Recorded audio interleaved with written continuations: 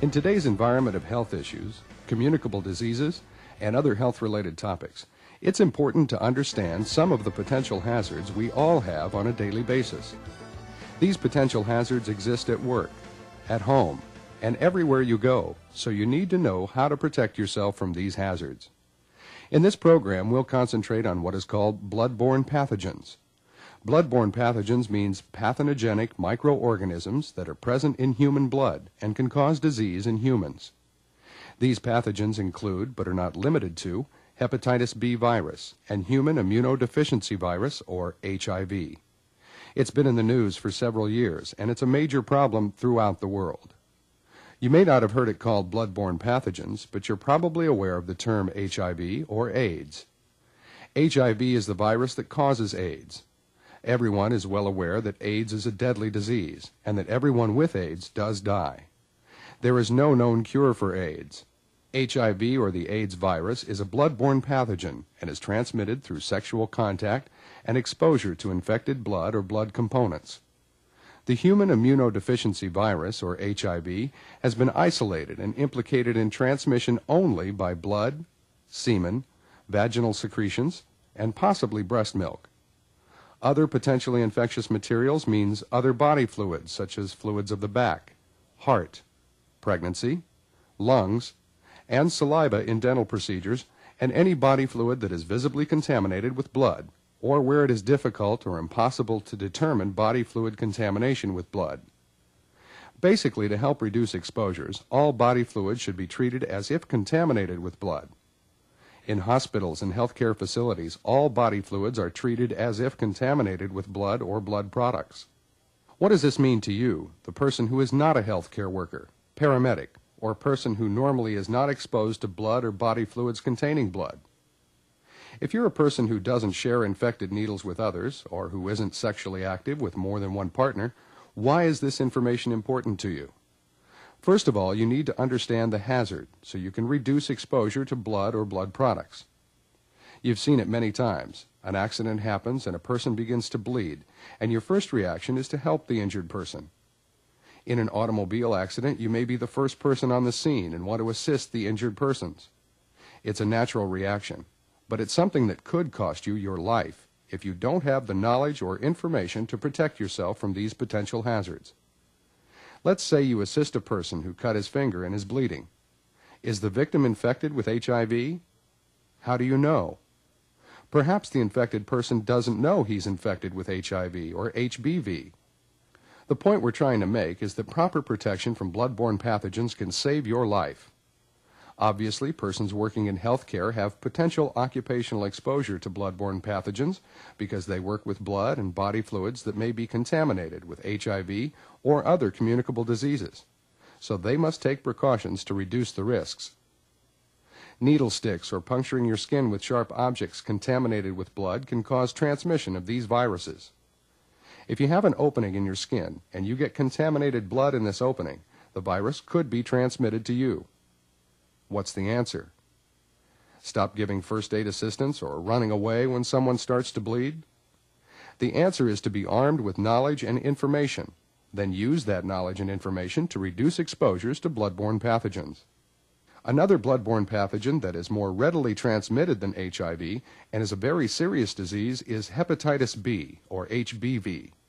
It too is transmitted in the same manner as HIV, although there is a cure for HBV.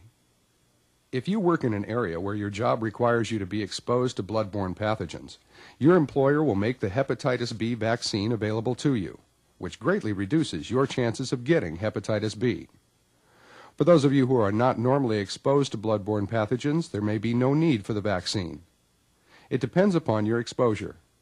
If you routinely provide first aid or CPR services, you should be afforded the opportunity of the vaccine. However, it is not mandatory. Hepatitis C is a bloodborne infection caused by an RNA virus, hepatitis C virus, HCV.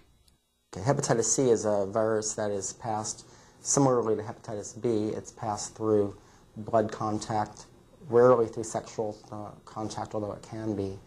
And people that share needles and people who had blood transfusions before the early 1990s are at great risk for actually having hepatitis C.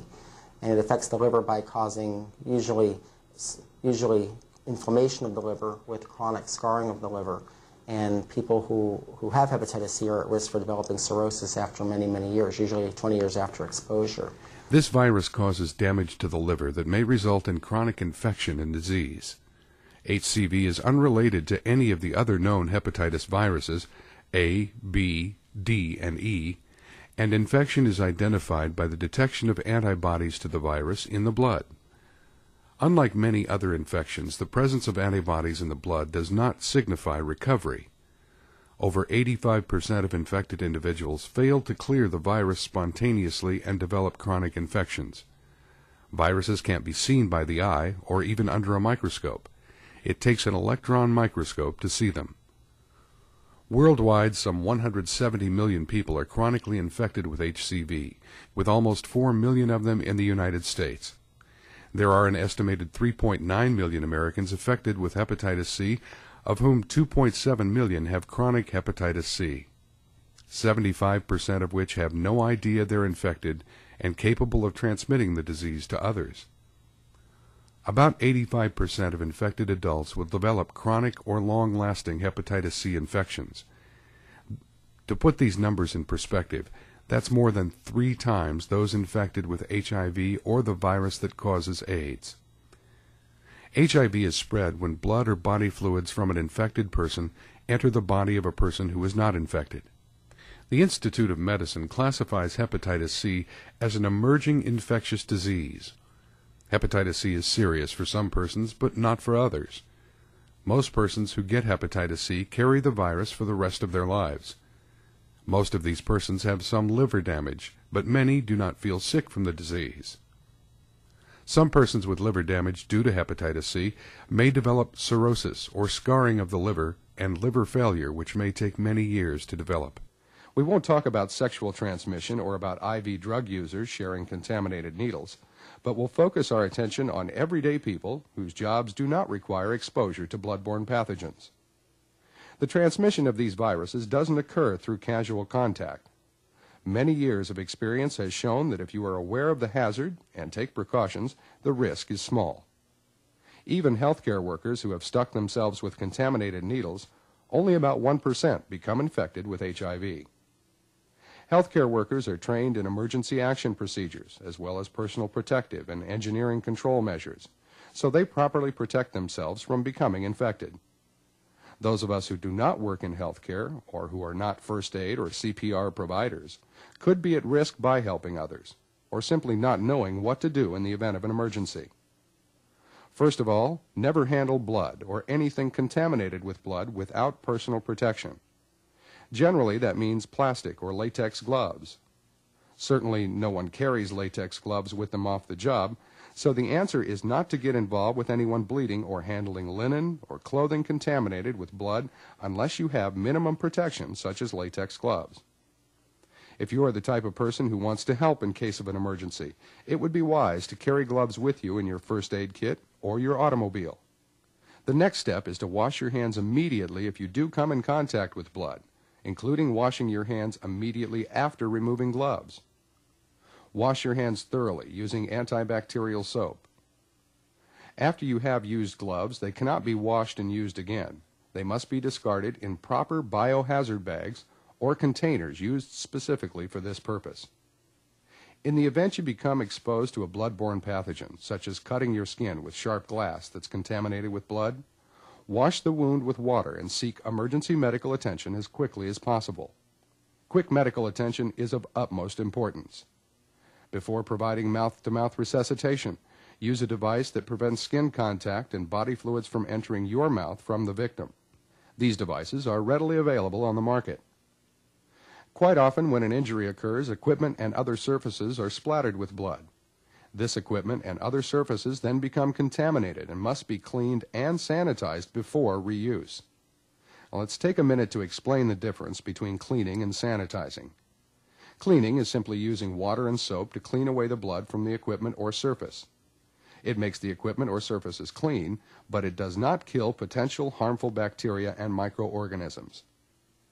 In hospitals and doctors' offices, sterilizing instruments after they've been cleaned is one method of killing microorganisms. However, this may not be practical in most cases outside of medical facilities. One effective means of sanitizing a contaminated surface is to use 1/4 cup of a common household bleach mixed with 1 gallon of water. This makes an excellent sanitizer and kills harmful microorganisms. Good housekeeping and hygiene are important factors in your health, as well as reducing exposures to bloodborne pathogens. Some basic tips on housekeeping include inspecting and decontaminating reusable receptacles such as bins, pails, and cans that have a likelihood of becoming contaminated. Always use mechanical means such as tongs, forceps, or a brush and a dustpan to pick up contaminated broken glassware. Never pick up broken glass or other sharps with your hands, even if you're wearing gloves. As a first aid or CPR trained person, there are other considerations, such as using biohazard waste bags and disposing of contaminated first aid supplies according to proper procedures. However, as a person who does not regularly work as a first aid or CPR provider, and you do perform emergency procedures, be sure to consider blood-splattered clothing, used first aid supplies, and latex gloves as hazardous that require proper waste disposal, not simply throwing them in regular trash. Good housekeeping, personal hygiene, personal protection, and being aware of the potential hazards can go a long way in preventing exposure to bloodborne pathogens. If you are assigned jobs that routinely require you to be exposed to blood, then you'll receive additional training. As a person who isn't normally exposed, you still need to know how to protect yourself from bloodborne pathogens, because you never know when an emergency may arise. School teachers providing first aid to school children are exposed. Good Samaritans providing first aid to injured persons are exposed. Housekeepers, agricultural workers, manufacturing, construction, everyone has the potential for exposure. Protect yourself with gloves anytime you may come in contact with blood or contaminated body fluids. Don't take chances. We want to be sure you understand the transmission of HIV or the AIDS virus isn't going to occur by casual contact. Non-infected people have lived in the same house with HIV-infected persons for years without contracting the virus. There's no reason to panic or to exclude persons with AIDS from everyday living because the exposure through casual contact just isn't there. What is important is to understand the transmission of HIV and HBV comes from contact with blood and contaminated body fluids that contain these bloodborne pathogens. If you protect yourself, know the hazards, and how to prevent exposure, then the risk is minimal. Taking care to wash your hands, maintain good housekeeping, use disinfectant on contaminated surfaces, wear gloves when giving first aid, and generally using common sense and good judgment in emergencies is essential in preventing these exposures. In today's environment, it's just not healthy to take chances. We get skin cancer from the sun, but you can protect your skin. We get lung cancer from smoking, but there are things you can do to prevent the problem. There are thousands of exposures to a wide variety of illnesses, but there are preventative measures. In the case of bloodborne pathogens, knowledge and good judgment goes a long way to prevent exposure to HIV and HBV. You may not work in an area where you're exposed, but think about all the times when you're not at work and an emergency arises. Take the time for safety because the preventative measures you take directly relates to your own health and safety. Thank you.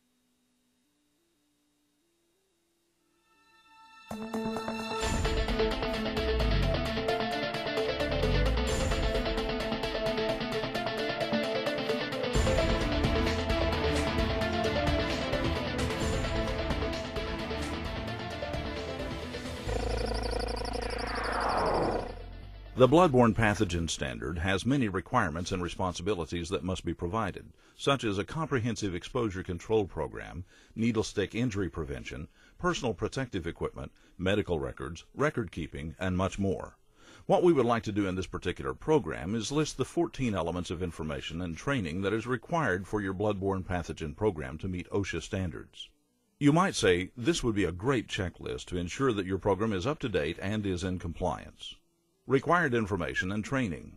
This information is taken directly from OSHA standards relating to bloodborne pathogens, 1910.1030 G2. The first part of required information and training is employers shall ensure that all employees with occupational exposure participate in a training program, which must be provided at no cost to the employee and during working hours. If your job reasonably anticipates you being exposed to blood or other potentially infectious materials, or OPIM, this training would apply to you at the time of initial assignment to tasks where occupational exposures may take place. This means when you are first assigned these tasks, training must be provided. Training must be provided at least annually thereafter. Annual training for all employees shall be provided within 1 year of their previous training. Employers shall provide additional training when changes such as modification of tasks or procedures or institution of new tasks or procedures affect the employee's occupational exposure. The additional training may be limited to addressing the new exposures created. Material appropriate in content and vocabulary to educational level, literacy, and language of employees shall be used. Basically, this standard means the company must train at the educational level and literacy competence of the individuals and the language used by the employees. If Vietnamese is the language spoken by employees, then training must be in that language. 14 required elements.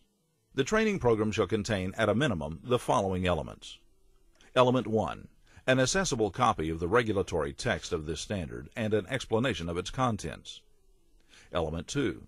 A general explanation of the epidemiology and symptoms of bloodborne diseases. Epidemiology is the study of factors affecting the health and illness of populations and symptoms of infection of bloodborne diseases. Element 3. An explanation of the modes of transmission of bloodborne pathogens, generally, how bloodborne pathogens are transmitted through exposure to these pathogens. Element 4. An explanation of the employer's exposure control plan and the means by which the employee can obtain a copy of the written plan. This is the employer's exposure control plan and where the employee can obtain a copy of the plan. Element 5. An explanation of the appropriate methods for recognizing tasks and other activities that may involve exposure to blood and other potentially infectious materials. Element 6. An explanation of the use and limitations of methods that will prevent or reduce exposure, including appropriate engineering controls, work practices, and personal protective equipment. Element 7. Information on the types, proper use, location, removal, handling, decontamination, and disposal of personal protective equipment. Element 8. An explanation of the basis for selection of personal protective equipment. This training explains why particular personal protective equipment is used and the purpose of wearing it. Element 9. Information on the hepatitis B vaccine, including information on its efficacy, safety, method of administration, the benefits of being vaccinated, and that the vaccine and vaccination will be offered free of charge.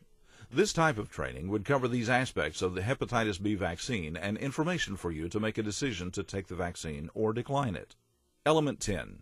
Information on the appropriate actions to take and persons to contact in an emergency involving blood or other potentially infectious materials. This information helps you take proper action in the event you are exposed to blood or OPIM. Element 11. An explanation of the procedure to follow if an exposure incident occurs, including the method of reporting the incident and the medical follow-up that will be made available. Element 12. Information on the post-exposure evaluation and follow-up that the employer is required to provide for the employee following an exposure incident. Element 13. An explanation of the signs and labels and/or color coding required by paragraph G1. And Element 14. An opportunity for interactive questions and answers with the person conducting the training session. If the training is conducted online, there should be an opportunity for you to ask questions to a topic expert, generally via telephone or email. Other requirements. The person conducting the training shall be knowledgeable in the subject matter covered by the elements contained in the training program as it relates to the workplace that the training will address. The Bloodborne Pathogen standard is very comprehensive and requires compliance in all parts of the standard. Employees who may reasonably anticipate being exposed, such as first aid providers, emergency responders, hospital workers, and similarly employed persons, must be trained.